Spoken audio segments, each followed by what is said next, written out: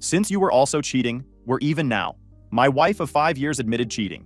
After my crazy ex sent her fake Tinder screenshots from an account with my name, so I got revenge, now she's begging me to take her back. Alright Reddit, so I caught my wife cheating after my psycho ex tried to wreck my marriage with fake Tinder screenshots. So I got her fired, divorced her, and left her with nothing. Grab some popcorn because this gets wild. I, 40 male, work as a corporate lawyer doing commercial litigation. The kind of cases where one misplaced comma costs someone 7 figures and everyone's suit costs more than most people's cars. Grew up outside Kansas City where Friday night football wasn't optional, and neither was church on Sunday. Dad taught me and my brother how to shoot when I was 8. November meant whitetail hunting. You learn patience sitting in a deer blind at 5 a.m. in freezing temperatures, breath fogging in the dark, waiting for the perfect shot. You don't rush. You don't flinch. You wait for the exact moment. You pull the trigger when it's right, not before. That patience carried me through law school, passing the bar first try, building a career where details matter and mistakes get you destroyed. Moved to California for school, stayed for work. Still hit the range twice a month though. Some guys golf, I shoot. Keeps me sharp. Met my wife Ruby 5 years ago at one of those shooting range simulators downtown. Her company was doing some corporate team building thing. I was walking out after my session when she nearly took me out coming through the door. Oh crap, sorry, she laughed. Had this energy that filled up the whole parking lot. We ended up talking for 20 minutes. She was sharp, funny, made boring small talk actually interesting. Exchanged numbers that night. Dated for a year before I suggested moving in together. I'd been saving aggressively. Lawyer money is solid when you're not an idiot about it. And dropped 45 grand as a down payment on a condo in a decent neighborhood. 2-bedroom, updated kitchen. Actual parking spot that didn't require a blood sacrifice to secure. My name on the deed because Ruby's credit was absolutely torched from student loans. She couldn't qualify for a mortgage if her life depended on it. Didn't matter though, right? We were building something together. Proposed after 18 months total. Got married at this venue near Napa at the 2-year mark. Her family loved me. My family loved her. Everything looked perfect on paper. We'd been married 3 years when everything fell apart. Before Ruby, I dated this girl Charlene for about 2 years. Met her through mutual friends. Thought maybe she was the one.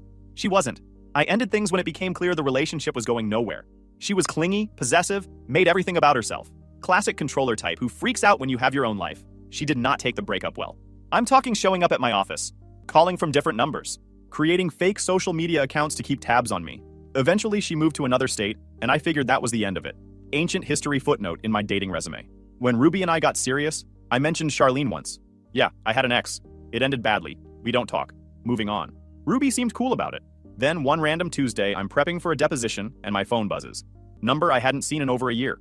Charlene, hey, I think your wife hacked my social media accounts. I stared at that message for 10 seconds, trying to process the sheer stupidity. Ruby barely uses social media beyond scrolling Instagram for home decor she'll never actually buy. She couldn't hack her way out of a wet paper bag with instructions and a YouTube tutorial, and more importantly, why would she even care about Charlene? My psycho ex was a closed chapter. I didn't tell Ruby about the text. Didn't want to create drama, didn't want to drag old history into our present. So I texted back, not her. Don't know what to tell you. Figured that was the end of it. 3 weeks later, Ruby and I were home on a Saturday afternoon. I'd just finished a workout. She was on the couch scrolling her phone. Normal weekend. Nothing special. Then her phone buzzed with an Instagram DM and her whole face changed. What is this? She turned the phone toward me. Message from some account named Jennifer. Generic profile, could have been anyone. The message was short and nuclear. Hey, I know your husband from high school. Not sure if you know, but he's been messaging me on Tinder. Thought you should know. 3 screenshots attached. Tinder profile with my face. Old photo from like 4 years ago that I posted on Facebook once username was my first name. Messages like, hey, remember me from school? And I'm in town visiting? Want to meet up like we did last month? I felt my stomach drop, but not because I was guilty, because I knew exactly what was happening. Ruby was staring at the screenshots, then at me. So, she put her phone down on the coffee table. Tinder. Really? That's not me? That's not real. She said it flat. Testing me. Someone made a fake account using my picture. How convenient. Your face just randomly shows up on someone else's Tinder? Ruby, I've never been on Tinder in my life. Then explain the messages. Explain we met up last month. I can't explain what someone else wrote, but I didn't write them. She crossed her arms. How do I know you didn't make this up? Some excuse you prepared in case you got caught? Got caught doing what? I'm not on Tinder. Give me your phone. I'll prove it right now. Why are you acting like I'm the bad guy here? Her voice was getting louder. Your face is right there. Your name, your messages, and I'm supposed to just believe you? Yes, because I'm telling you the truth and you know me better than this. She stood up, started pacing. You know what? Fine. You know. This actually makes things easier. That stopped me cold. What? I was feeling terrible. Like genuinely terrible. But now? She gestured at her phone. Now I don't have to. My brain caught up about 2 seconds too late. Ruby, I've been seeing Adam. From work. For 8 months. The words came out smooth, easy. Like she'd been waiting for permission to say them, and just got her golden ticket. 8 months, I repeated slowly. Yeah, And I felt horrible about it. Couldn't sleep. Kept thinking about telling you. But then this, she pointed at her phone again, shows up. So I guess we're both guilty, huh? There was zero remorse in her voice. She looked relieved. Entitled even. Like finding out I was supposedly cheating meant she could just wipe her own slate clean. You think because someone sent you fake screenshots, that makes what you did okay? Fake? She scoffed. Come on. Your face, your name, your messages. You got caught. I got caught. We're even. We're even? I could feel my voice getting colder. You cheated on me for 8 months and you think fake Tinder screenshots make us even? They're not fake. Ruby, give me your phone. No, give me your phone. Right now. Something in my tone must have broken through because she handed it over, still looking defensive. I pulled up my own phone next to it. Watch. Tinder's website. I tried logging in with my number. Verification code sent to a completely different number. My phone number isn't registered. Now look at my phone. I showed her my app drawer. No Tinder. Opened the app store. Showed her my download history. No Tinder. Ever. Someone faked that profile using an old Facebook picture. I've never been on Tinder.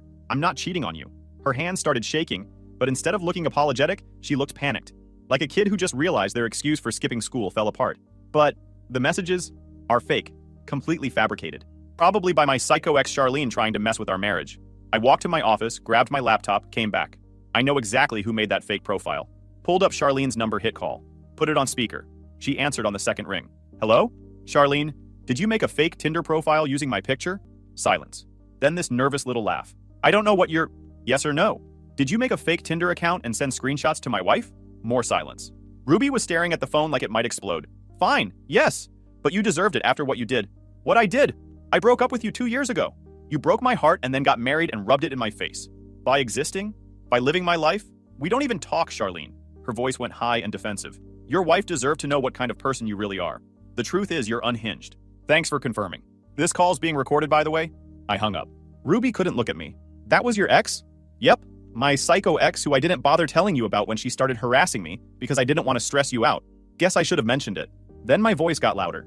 You just confessed to an 8-month affair because you thought fake screenshots gave you a free pass. I let that sink in for a second. You weren't planning to tell me otherwise? Were you? I was going to...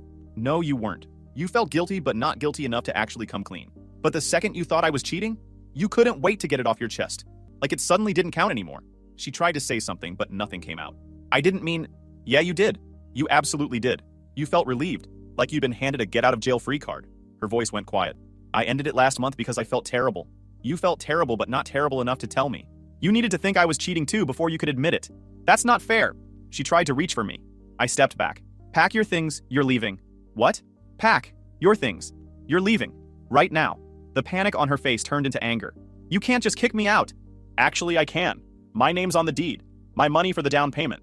You've got zero legal claim to this place. So yeah, I absolutely can kick you out. Where am I supposed to go? Not my problem, call Adam. Maybe he's got a couch. There's nothing serious with Adam. Get out of my house. Ruby switched tactics real quick. The apologetic act disappeared and the entitled version showed up. Fine, whatever. At least I can go be with Adam now since you're being such a jerk about this. Go ahead. See how that works out for you. Her jaw clenched, but I was already done. Walked to the bedroom, grabbed a suitcase, threw it at her feet. You've got 1 hour to pack essentials. I'm filing for divorce Monday. You can pick up the rest of your things later with a police escort. You can't be serious? Dead serious, clock's ticking. I walked into my office and locked the door. Listened to her crying and throwing things around. Listened to her making phone calls, begging friends for places to stay. Listened to her entire world collapse. Ruby left with 2 suitcases and her laptop. Kept trying to apologize through the door. Kept saying we could work through this. Kept saying she made a mistake. I ignored all of it. The second her car left the driveway, I went full litigator mode. First call. My divorce attorney. We had a prenup because I'm not an idiot.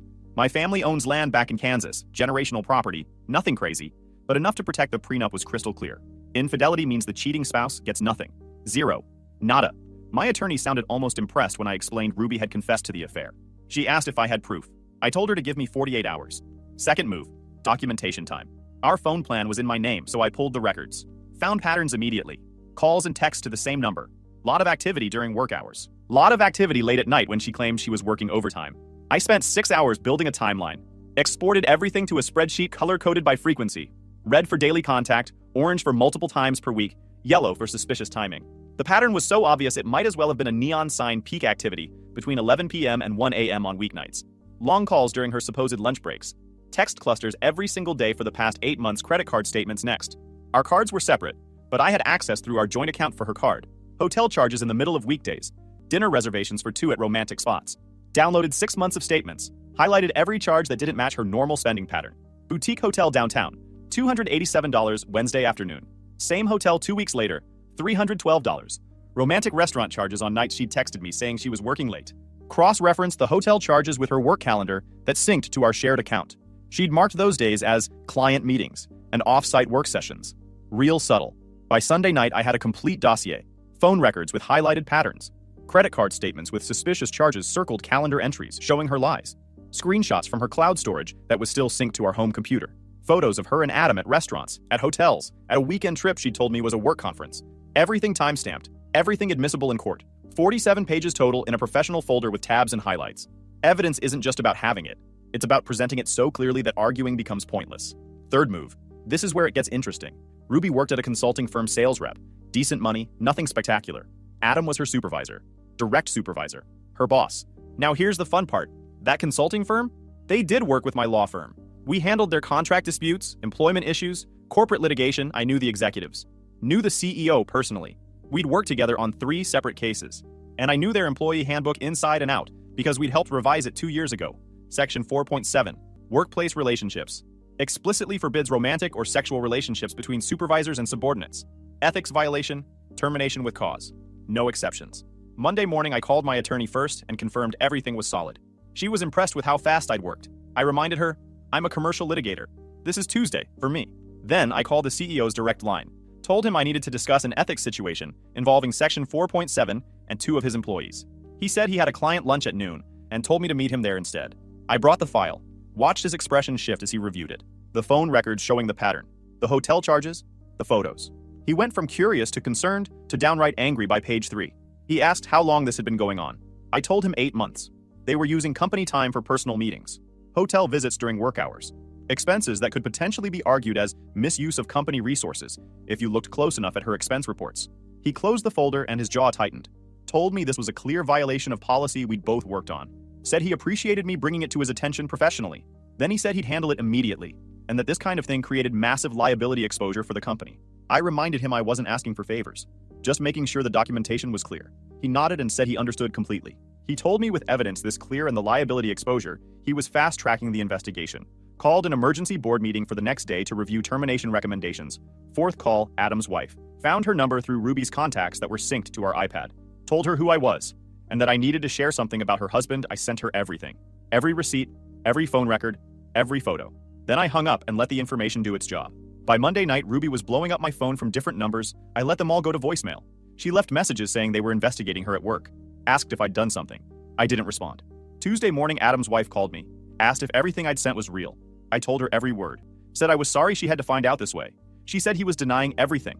I told her phone records don't lie. Hotel charges don't lie. The photos don't lie. He could deny all he wanted, but the evidence was there. She hung up. I heard later she'd kicked him out that same day. The investigation took 4 days. The CEO called me Thursday afternoon. Said they were terminating both of them effective immediately. Adam for ethics violations and abuse of supervisory position. Ruby for participating in the prohibited relationship and for creating potential liability issues given the divorce circumstances. I thanked him for handling it properly. He said it wasn't personal, just policy. I told him I knew. That's why I came to him. Both of them were fired by Friday. Ruby tried calling me 9 times. I didn't answer any of them. But she doesn't stop. Actually, she does something I never expected her to do next. Adam called once from a different number. I answered just to hear what he'd say. He said I got him fired. Said he had a mortgage and kids. I told him he should have thought about that before violating company policy for 8 months. I hung up. Didn't have time for excuses. Ruby lawyered up fast. He called my attorney within a week trying to negotiate settlement terms. My attorney shut it down immediately. Prenup was valid. Documentation of infidelity was solid. Terms were clear. Her attorney tried arguing she signed under duress 3 years ago, that she deserved something for her time, that emotional pressure made the prenup unconscionable.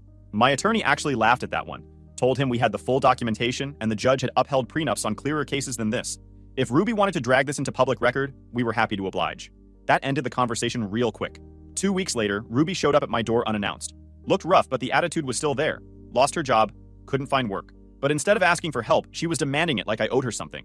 I need money for an apartment, first month and deposit at minimum. No, I ended it with Adam. That should mean something. Sign the papers and move on. I gave you 5 years. I started to close the door. She switched tactics. Started demanding to grab things from the storage room, old textbooks, winter clothes, stuff she claimed she left behind.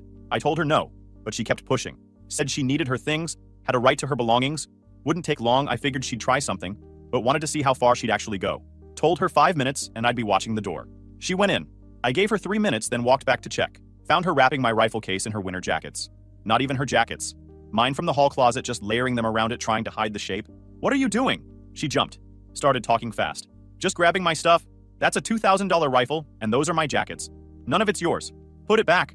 I thought these were the things I left. You've never touched that rifle in your life. You're stealing. Put it back, or I'm calling the cops right now. She didn't move. Just stood there holding the bundle, like she was calculating whether she could make it to the door. The entitlement on her face was unreal. Like she'd earned the right to rob me because the marriage ended. I deserve something for 5 years. You deserve what the prenup says. That rifle isn't on the list. Last chance before I dial. I pulled out my phone and started pulling up the keypad. That finally broke through. She dropped the bundle and started backtracking hard. This is ridiculous. You're being vindictive. You tried to steal from me. Get out, now. She grabbed just her box of actual stuff and left. Still had the nerve to act wronged on her way out. Like getting caught stealing my property made me the bad guy. The delusion was impressive. Her attorney filed a motion to invalidate the prenup anyway. Claimed it was unconscionable. That she signed it without fully understanding. That I'd pressured her into signing standard desperation moves when you have no case. The hearing was scheduled for 3 weeks later. On the day of the hearing, I showed up with my attorney, and the evidence file. Ruby's attorney took one look at it, and his face went white. Started flipping through everything. The scope of the documentation, the timeline, the cross-referenced spending patterns. Everything his client did for 8 months, fully laid out. I watched Ruby see it all for the first time. The comprehensive nature of it. The color-coded phone logs. The highlighted credit card charges. The calendar cross-referencing. The photos from her cloud storage she thought were private. She couldn't speak for about 30 seconds. Her voice came out barely above a whisper. You tracked everything? I'm a litigator. Evidence is what I do. Her attorney asked mine to step outside. They came back 5 minutes later with Ruby's attorney announcing his client wanted to accept the prenup terms and finalize the divorce. Just like that. No more fighting, no more motions, no more entitled demands. The judge reviewed the prenup, glanced at the evidence summary my attorney provided, and asked Ruby 2 basic questions. Did she sign willingly 5 years ago? Was she contesting the documented infidelity? She tried adding qualifiers to both answers, but the judge cut through it. Infidelity was grounds for enforcement under the prenup terms she agreed to. Evidence was substantial. Prenup was valid. Divorce granted under the terms specified. That was it. 15 minutes in court. 5 years of marriage dissolved because she couldn't keep her legs closed at work. The divorce finalized after the mandatory 3-month waiting period. Everything went exactly as the prenup specified. I kept the condo, kept my savings, kept my career, kept everything I'd built. Ruby got her clothes, her car, and her individual bank account with maybe $3,000 in it. Not enough for first month and deposit anywhere decent. Adam lost everything too. Job, wife, house, custody of his kids. Turns out workplace affair partners don't look so appealing when you're both unemployed and facing respective divorce proceedings. Ruby tried to lean on him for support, but he wanted nothing to do with her. Couldn't afford to. He needed every dollar for child support and alimony to his ex-wife. The woman Ruby helped him cheat on was now getting paid while Ruby got nothing. That's called karma. 6 months after the divorce, I was living completely different. Condo was mine, fully paid off after I refinanced and threw a massive chunk of my partnership bonus at the mortgage. Debt-free at 40. Not bad. Work was excellent. Made partner officially 3 months post-divorce. Bigger cases, better clients, more responsibility. Actually enjoyed going to the office. Started hitting the gym consistently. Lost 15 pounds, put on muscle. Looked better than I had in years. Hired a trainer who'd competed in powerlifting. 3 days a week of compound lifts, meal plan that actually made sense. No more eating takeout at my desk during depositions. Actual structure, actual results. Confidence boost was real. Got a dog from the shelter about 4 months post-divorce. Rescue mutt, some kind of pit mix. Named him Hank. Best decision I made all year. Daily walks, weekend hikes, unconditional loyalty from something that couldn't lie to me or cheat on me. Started dating again after 5 months. Nothing serious initially. Just meeting people, remembering what it felt like to be appreciated instead of tolerated. Then I met Hazel. She was a graphic designer, had her own place downtown, paid her own bills, owned her car outright. Independent. Straightforward. Didn't play games or do drama. First date was coffee that turned into a 3-hour conversation. Second date, she suggested we split the check. I knew then she was different from what I'd dealt with before. We'd been seeing each other for about 3 months. Things were going really well. She knew about Ruby from the start. I was completely upfront about the divorce, the cheating, all of it. One Saturday, I shared a photo on Instagram. Hazel had posted a picture of me on a hike with Hank, photobombing in the background. I shared it around noon. Got the usual likes and comments from friends. Didn't think much of it. 2 weeks later, that photo triggered absolute chaos.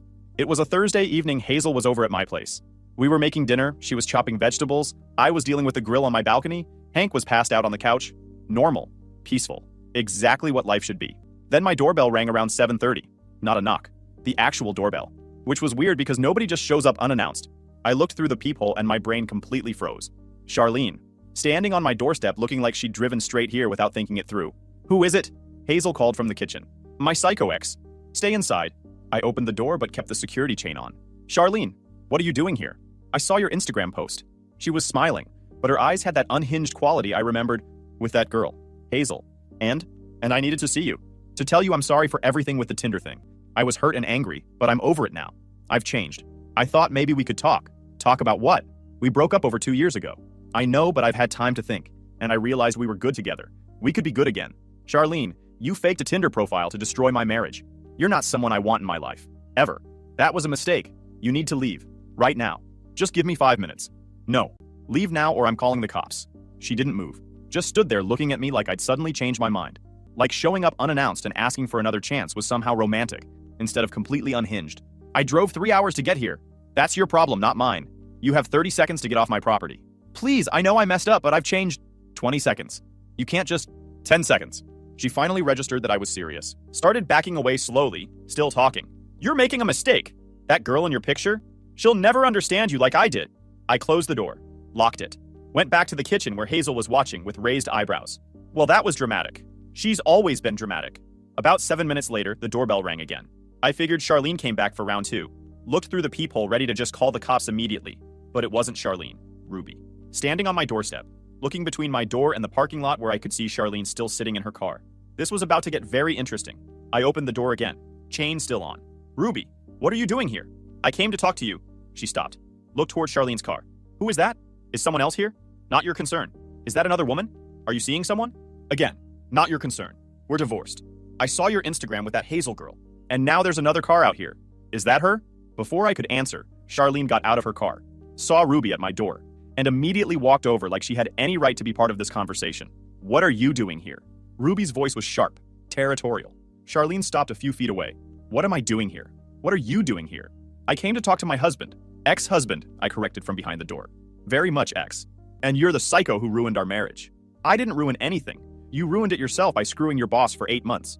Ruby's whole body went rigid. That's none of your business. You made it my business when you confessed, because you thought he was cheating too. I just stood there watching this unfold through the cracked door like it was a nature documentary. Hazel appeared next to me, looked through the gap, saw both of them. Are these both your exes? Yeah, Ruby and Charlene. They both just showed up? At the same time? Charlene was here first. Ruby saw her car, and apparently that triggered something. This is amazing. She pulled out her phone.